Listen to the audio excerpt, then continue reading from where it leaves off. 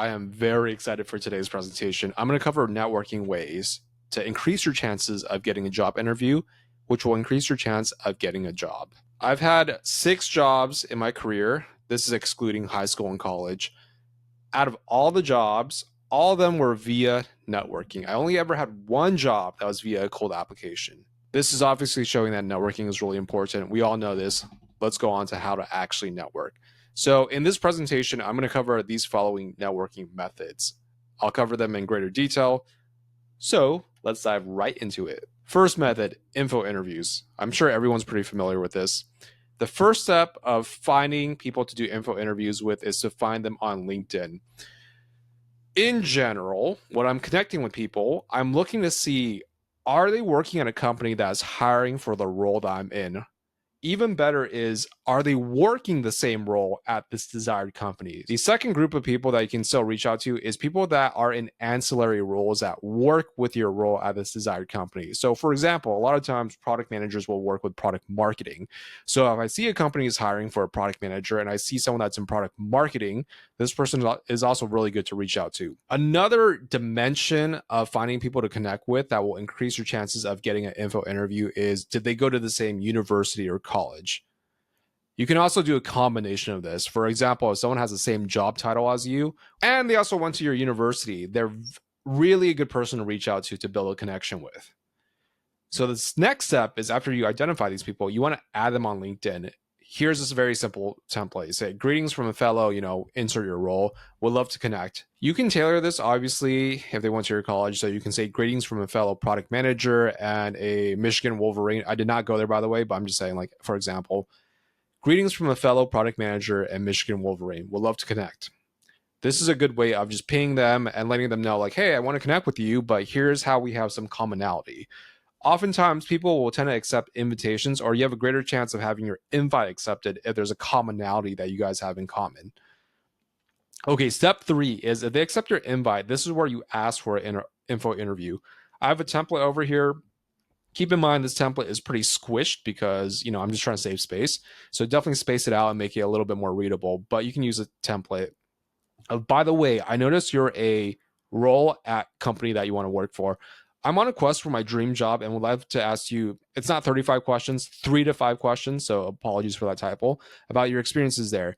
Would you be available for a quick chat, no more than 15 minutes through the phone, this, insert a date and time slot, or date and time slot 2? If it's easier, I can send the questions via this message thread. Thanks. Okay, so in general, the people that I found that hop on a call with you, they're more likely to advocate for you and more likely to help you. There have been some people that said, like, hey, I can't talk, but send your questions via the message thread. Oftentimes they might respond to your questions, but they won't really advocate for you. The other thing is, usually they just use that as an out to not respond to you, not reply. So don't worry too much about those people. The next step is to hold an informational interview. I'm not going to cover too much about how to hold an informational interview, but in general, you should learn more about the role, the company, the industry. Ask the questions that you want to ask. There's plenty of resources online on things you should ask in an informational interview. However, this part is really, really important. You want to basically form a bridge to building a relationship with this person, because if you just hold this info interview and they don't really advocate for you, and then you don't build a relationship, basically that call was nice, but you didn't really get anything out of it. So there's 2 ways I found of building a relationship. Ask them if there's anyone else they think you should talk to. Obviously, contextually, this should make sense. Oftentimes you might talk to someone, but they might work in a product lane or category that you won't be working in immediately. So if they think of someone that's actually better suited for talking to you about this role as well as the company, this is a good question to ask. The reason why this is also really helpful is because if this person gives you another contact to reach out to, if you reach out to the other contact that was suggested, you can go back to your original contact and update them on what actually happened. This is a good way of just basically forming a reason or creating a reason to reach back out to your original contact and keep in touch. The second means of bridging and building a relationship is to ask them for advice of what they would do in your situation. This tends to be pretty helpful if you're changing into a different industry. Obviously, if it's in the same industry and role, it might be a little bit harder to ask for something specific in terms of things that you want their advice on. But the reason why this helps is because number one, people like to feel important. They like to feel like an expert. If you ask them for advice, it makes them feel like wanted and needed and also like an expert. So this is really good.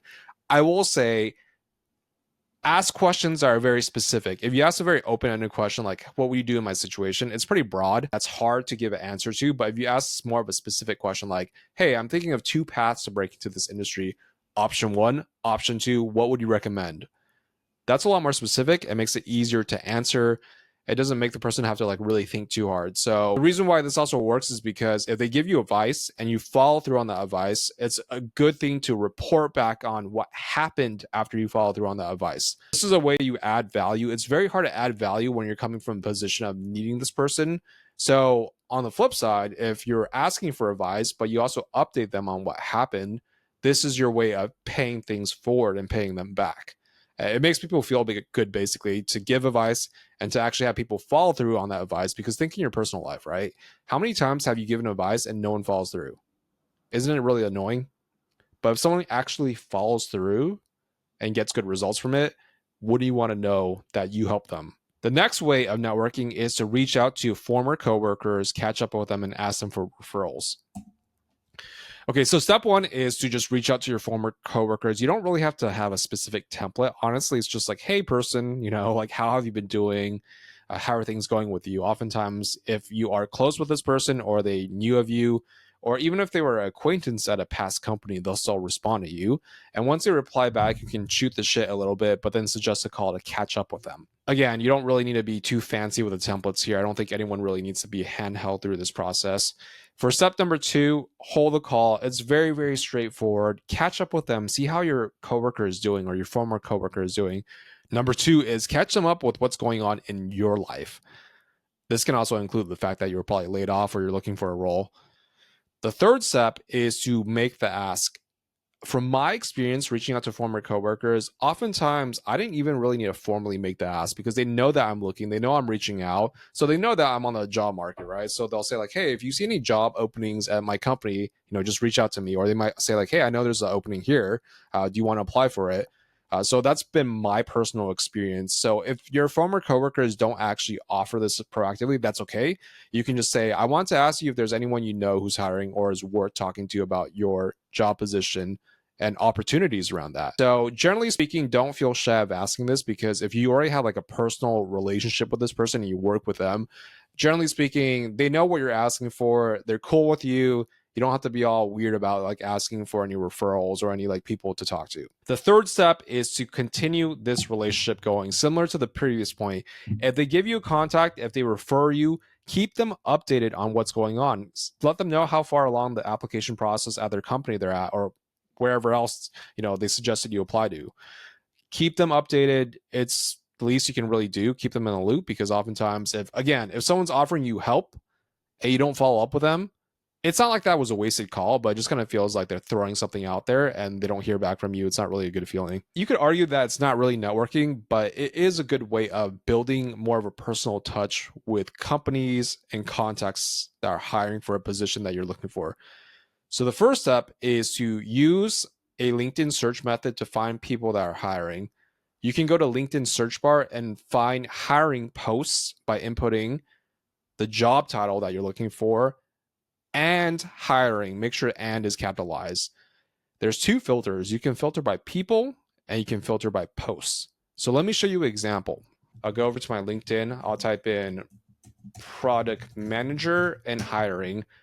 And then you can filter by people or posts. So if I filter by posts, you're going to see posts where people are hiring for a product manager role. These are the people that you can interact with. You can also filter by people because oftentimes when people are hiring, they'll put that in their job title. So you see over here, this guy Mo, right? He's a product manager, a group PM. He's hiring. Jagdeep, I might be butchering that name, sorry. You'll see that he's at Meta, he's hiring. So this is another good way of kind of seeing who's hiring. So you can filter by people or by posts. Also, in the filters that you saw over there, I didn't really go into it, but you can filter by recency. So not with the people, but with the posts, you can filter by the most recent posts. The next thing you want to do is step 2 is you want to reach out to the person. You send them a connection request on LinkedIn that basically saying, hey, their name, look forward to connecting with you. You don't have to use this exactly, but it's a pretty standard template to use. Step number 3 is once you're connected, once you basically connect with them on LinkedIn, this allows you to not have to use InMail. You want to pitch yourself with why you're perfect for the role that they're hiring for. I have a template over here. You can adjust it as necessary, but it's basically saying like, hey, good to connect with you. I saw that you were hiring for the role that you're looking for. Here is why I'm a good fit. You want to give 2 to 3 bullet points, generally speaking, as to why you are perfect for this role.